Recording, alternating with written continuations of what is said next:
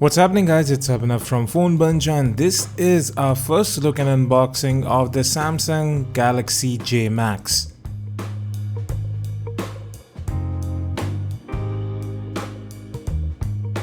Earlier this month, Samsung had announced the Galaxy J Max in India, which features a 7-inch display. You get a Bluetooth headset inside the box, and well, it's more of a tablet than a phone, but you still have 4G LTE with voice over LTE available on the phone. You even have the S-Bike mode. Now this is a dual SIM 4G LTE phablet, tablet, whatever you want to call it, and you have 8 megapixel rear, 2 megapixel front camera. It's powered by the Spectrum 9830A quad-core chipset, same as the Galaxy J3. Now inside the box you do get a quick start guide. You also have the Bluetooth headset, which is free again, it's bundled inside, and then you have a 1 amp USB wall charger, so no fast charging over here. You have a 4000 milliamp hour battery, which is again built in, so it cannot be removed, and you get the USB to micro USB data syncing and charging cable. So folks, here's the Galaxy J Max. It is pretty huge. The back has a very interesting texture. I'll talk about that in a short while.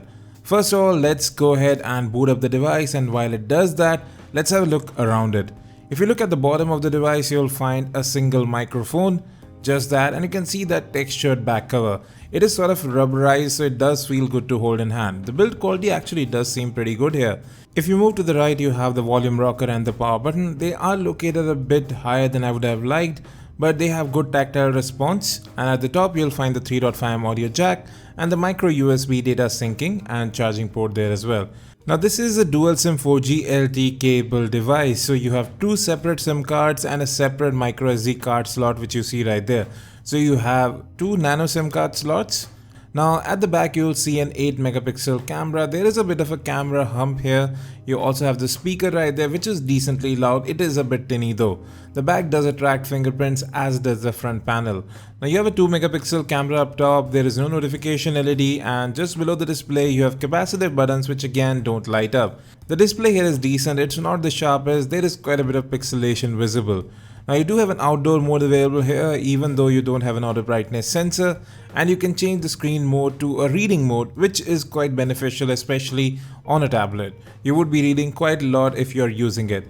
Now let's come to the specs, as I was saying. So you have a 1280 by 800 pixels 7-inch display on board, Spectrum 9830A, which is a Cortex A7 based processor, 1.5 gigs of RAM, 8 gigs of internal storage, which is quite less, and well, the lack of sensors is quite visible there.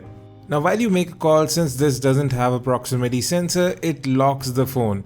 But I would have liked the proximity sensor to be there, even though I don't think so anybody would be holding this phone to their ears and making a call. Now that 8 megapixel camera does take decent images. They are not that great. Color reproduction is just about adequate, and you can record 720p videos again. Now the Galaxy J Max, or the Galaxy Tab J as it is called in some markets, does run on Android 5.1.1, again similar to the Galaxy J3. So internally the specs are quite similar, apart from the huge display and battery. There is customization with themes available. There is no bloatware on the device, but there are some neat additions which we will be talking about in a short while. Now let's jump into settings, and you can see that we have the latest Android security patch, but still Android 5.1.1. I would have liked at least Marshmallow to be there on a new device. Anyways, now you have just 8 gigs of storage, out of which about 3 odd gigs will be available on the device when you get it, which is again quite less. I would have liked at least 16 gigs of storage on the device. You can expand that with a micro SD card slot. And we had about 600 odd megabytes free, even though several apps were running in the background. Memory management is decent. Now the new additions, you have a kids mode, which is something I didn't expect on the device. It is quite well built. You have a recorder baked in where you can listen to the audio recording in different voices. Kids would actually love this quite a lot. Then you have some content from Lego as well. There are videos which can be streamed. Then you have a camera where you can add several effects. So for kids, this tablet can be very neat, and you can use it as well. Now you can set all the parental controls that you want, the contacts, the apps that they can access, as well as the playtime on the tablet. So the kids mode really isn't a gimmick here. It's an ecosystem which is built inside this tablet just for kids, with apps, games, and quite a lot of content. And Samsung is also making good use of this display size. You have multi-window mode available here, but again at this resolution things do look quite a bit pixelated, and web browsing was just about decent again. Performance is really not the forte here.